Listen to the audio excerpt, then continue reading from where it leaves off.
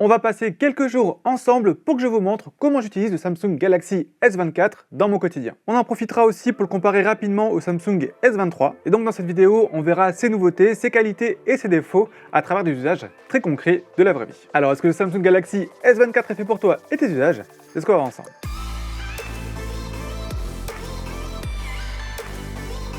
On va commencer par faire un tour du produit et c'est un téléphone qui est déjà très compact. Donc c'est un écran qui fait 6,2 pouces, donc on a 0,1 pouce de plus que le Samsung Galaxy S23 que j'ai ici. Niveau format du téléphone global, il n'y a vraiment aucune différence, c'est juste que l'écran sur le S24 est encore plus bord à bord, donc on va vraiment se rapprocher encore plus des bords. On voit que le noir du Samsung S24 est plus clair que celui du Samsung S23. Personnellement, je préférais celui-là. Il est toujours aussi mat, donc pas de souci avec des traces de doigts. J'ai la version avec 256 Go de stockage, 8 Go de RAM, et enfin le smartphone, je l'ai acheté. Le matin, j'aime bien me poser tranquillement à lire des actus sur internet. Et encore une fois, Samsung fait vraiment d'excellents écrans. On a un écran qui est adaptatif, donc entre 1 et 120 Hz. Donc c'est vraiment hyper fluide. On a toujours deux paramètres de réglage pour l'écran, donc soit vif, soit naturel. Mais si jamais vous aimez avoir des couleurs très vives sur votre smartphone, pour l'instant en tout cas, espérons que Samsung le règle dans une future mise à jour, le profil vif est exactement le même que le profil naturel. Si on en revient aux actus, si vous êtes comme moi et que vous utilisez beaucoup Google Actualité ici, on peut se retrouver très vite sur ce genre de page-là, où il y a des pubs dans tous les sens, où on ne sait pas où lire le texte et tout ça. Et c'est là qu'intervient la première fois Samsung AI, qui va nous permettre donc de résumer tout ce qu'il y a là. Samsung AI va lire tout l'article, donc repérer où est-ce qu'il y a vraiment l'article et où est-ce que c'est de la pub ou quoi que ce soit. Il faut donc juste appuyer sur les petites étoiles ici, on va faire résumer, on obtient une version assez détaillée, mais si jamais on veut résumer encore plus, on peut aller ici, aller sur standard, et là il va me le résumer encore plus, et c'est bon. Samsung n'a pas seulement apporté des fonctions AI, ils les ont surtout rendues hyper accessibles et très facilement utilisables. Et de la même façon, on pourrait par exemple résumer une note que vous avez prise, on peut aussi par exemple traduire un article puis le résumer directement sur le téléphone avec la même technique. Il faut par contre utiliser Samsung Internet, donc le navigateur de Samsung et pas Google Chrome. J'étais un petit peu réticent au début, mais après 2 semaines, franchement, on s'y fait très bien. Allez, maintenant temps de répondre aux commentaires sur YouTube. N'hésitez pas à interagir en commentaire, je lis absolument tous les commentaires et je réponds à une immense majorité. Donc je vous cache pas que c'est un certain boulot, mais c'est vraiment un plaisir pour moi de partager et d'échanger avec vous. Niveau clavier, c'est vraiment très bien, on a un bon retour haptique. Là par contre, après 2 semaines d'utilisation, j'ai encore du mal avec le clavier de Samsung, moi qui suis plutôt habitué à Google Gboard. Pourquoi est-ce que je me force à utiliser le clavier de Samsung et pas celui de Google alors que j'en ai l'habitude? C'est parce qu'il y a aussi des fonctions de Samsung AI qui viennent avec ce clavier Samsung. On va pouvoir traduire ce qu'on écrit, on va pouvoir aussi modifier le ton de notre écriture. Ça par exemple c'est hyper pratique au boulot. Moi je préfère parler de manière assez franche mais ça passe pas avec tout le monde. Donc voilà, en modifiant le ton comme ça, on va pouvoir embellir un petit peu sa réponse, la rendre un peu plus soutenue pour que ça passe mieux avec certains collègues. Et pour comme chaque Samsung Galaxy S, je suis obligé de vous parler de Samsung DeX, qui pour moi est un vrai point fort et un vrai argument différenciant par rapport aux autres marques. Je vais pouvoir utiliser mon téléphone sur mon grand écran ici, avec une interface qui est adaptée à ce grand écran là, donc on va avoir une interface qui est plus du type PC. Ici j'ai un écran 21/9 de très haute résolution, donc il va falloir télécharger une petite application avant sur le téléphone. On va aller sur le Samsung Galaxy Store et on va installer Samsung Good Lock. On va aller dans Live Up en bas et on va prendre Multistar.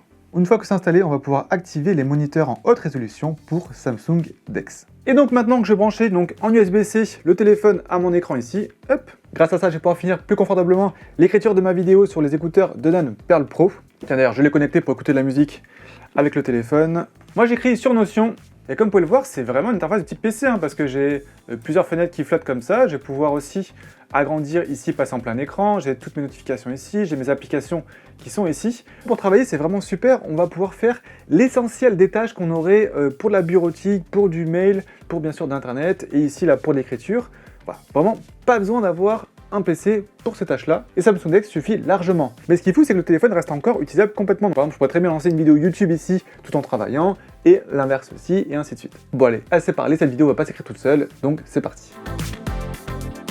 Tiens d'ailleurs, aujourd'hui je tourne pas une seule vidéo, mais bien deux, parce qu'on va tourner en même temps le Un jour avec les Danone Pearl Pro. Et pour cette vidéo, je vais utiliser exclusivement le Samsung Galaxy S24.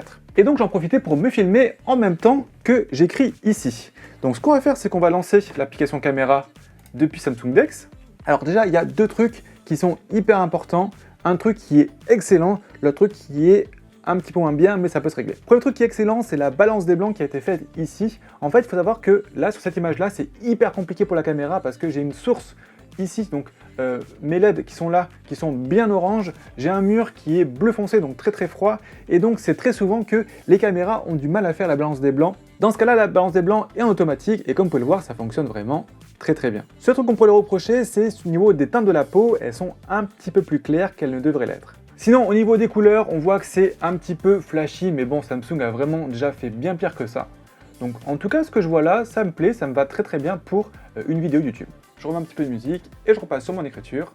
Et donc maintenant que l'écriture est terminée, on va passer donc au tournage de la vidéo de ces deux nonnes là. Et pour ça, on va retourner au studio pour que je vous montre ce qui est bien justement avec l'application vidéo et notamment la fonction vidéo pro. Allez, je débranche du coup le S24 de mon écran et cette fois-ci par contre je vais brancher mon micro externe. Et pour prendre du coup ma vidéo YouTube, on va aller dans l'appareil photo encore une fois ici et cette fois-ci je vais aller dans plus pour aller activer le mode vidéo pro. Ce mode me permet plusieurs trucs. La première chose, ça va être de pouvoir choisir le micro. Donc là, je suis bien sur le micro USB, donc le petit micro que j'ai branché au-dessus. Je vais pouvoir régler la vitesse d'obturation, les ISO et aussi la balance des blancs. Je vais mettre ça comme ça, on va pouvoir me cadrer. Aujourd'hui, on va passer la journée ensemble avec les Denon Pearl Pro.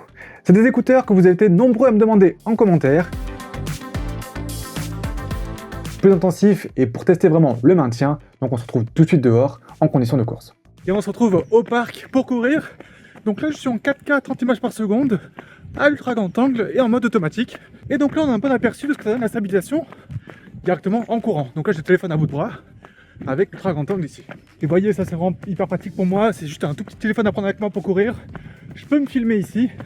Le son est assez correct quand même, ça va. On passe maintenant sur le x1. Niveau qualité, c'est quand même beaucoup mieux sur ce x1 par rapport au x06. Et au x3, voilà ce que ça donne en vidéo, toujours pareil.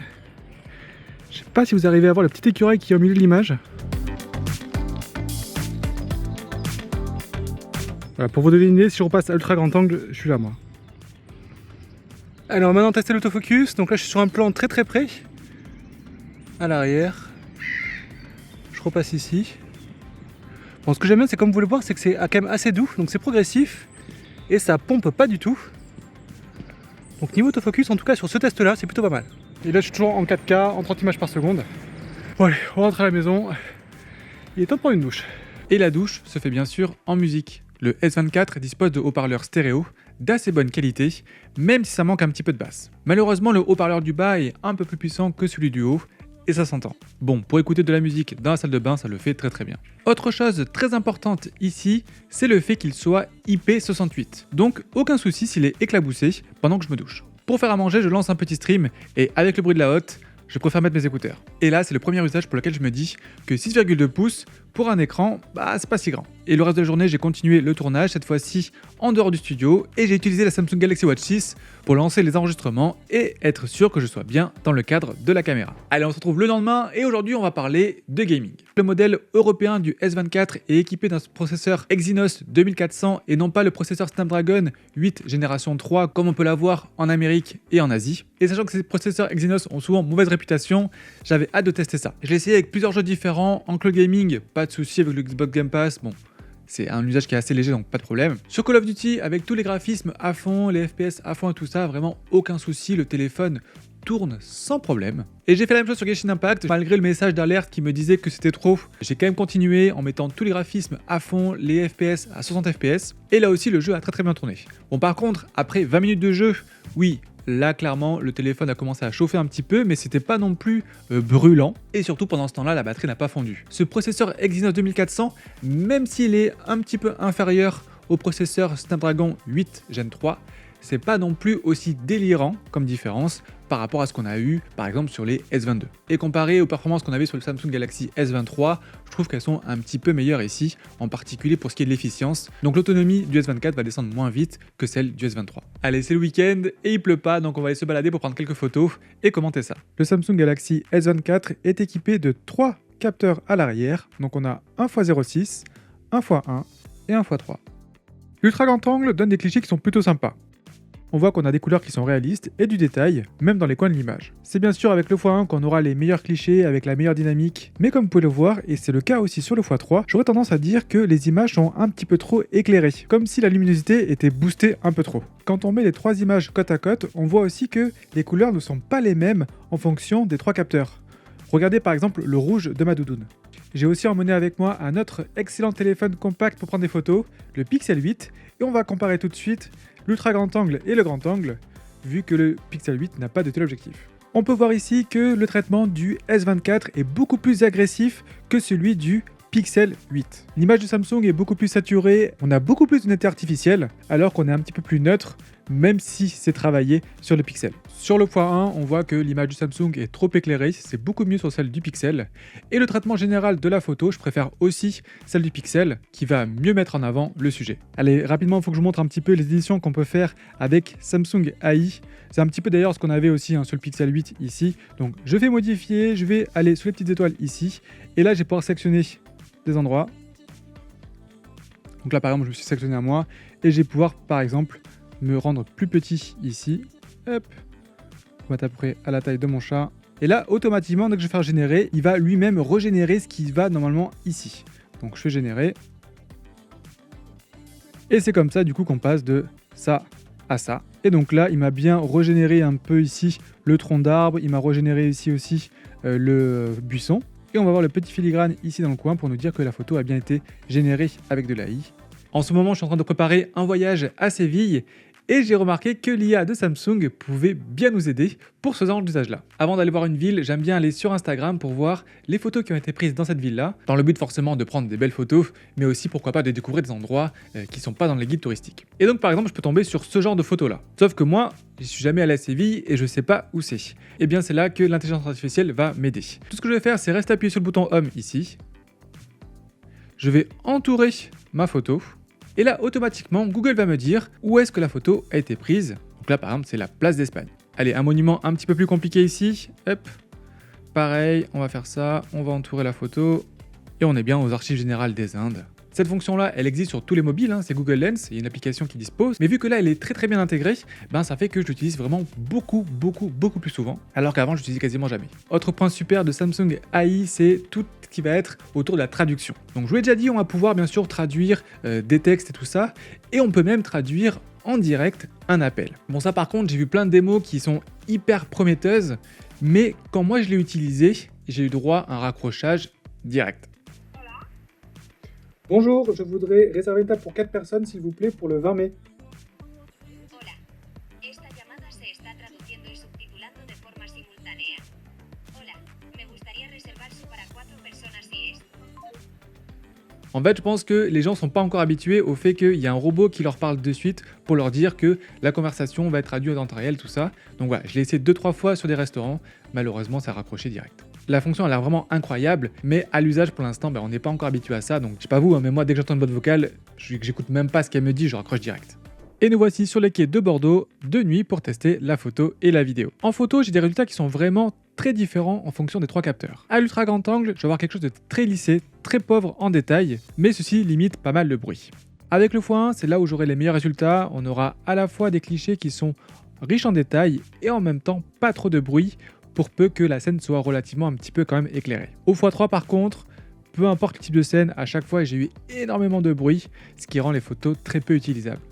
Et en vidéo, c'est exactement la même chose, un ultra grand angle très lissé, un x1 plutôt correct, et un x3 totalement bruité. Bon, ça fait une semaine qu'on passe ensemble avec le Samsung Galaxy S24, il est peut-être temps de conclure un petit peu sur l'autonomie. Alors ce qui est bien avoir passé une semaine comme ça ensemble, c'est qu'on a un bon recul et surtout sur différents usages. Il va y avoir des jours comme celui-ci par exemple, donc le 7 où j'ai fait beaucoup de jeux vidéo et là ça se ressent clairement sur la batterie. Voilà, par exemple 1 heure de Genshin Impact a consommé 13% de batterie, 40 minutes de Call of Duty a consommé 8% de batterie et pendant ce temps-là, 50 minutes d'Instagram, ça a consommé moins que 39 minutes de Call of Duty ici. La veille, donc le 6, là ça a plutôt été une journée en mode consultation internet et tout ça. Là on va voir que on a fait donc 4 heures de temps d'écran ici pour 78% de batterie utilisée. Et donc avec 1h20 de Le Bon Coin, 1h12 de Maps, ça forcément ça consomme beaucoup de batterie, l'utilisation de GPS. Dernier jour à prendre en compte, ça va être le 5 où là on voit que 32 minutes d'appareil photo va consommer quand même 8,7% de batterie. Donc voilà, vraiment, les usages les plus gourmands en batterie, ça va être l'appareil photo et le jeu vidéo. Et après, comme vous pouvez le voir, on est à peu près sur du 10% pour l'heure d'utilisation. Et donc, pendant mes 3 semaines de test, j'ai jamais eu à recharger le téléphone pendant la journée. Voilà, même en faisant beaucoup de photos, même en testant beaucoup le téléphone, au pire, il me restait une quinzaine de pourcents à la fin de la journée. Et donc, pour un petit téléphone comme ça, c'est plutôt pas mal. Et en tout cas, c'est mieux que ce qu'on avait sur le Galaxy S23. La seule interrogation qu'on peut avoir, c'est comment est-ce que la batterie va durer dans le temps, parce que le téléphone, et ça c'est une très bonne nouvelle, va supporter 7 ans de mise à jour. Et on sait que les batteries, ça vieillit, donc voilà. À voir comment la batterie va évoluer dans le temps, ça malheureusement je peux pas vous le dire en juste 3 semaines de test.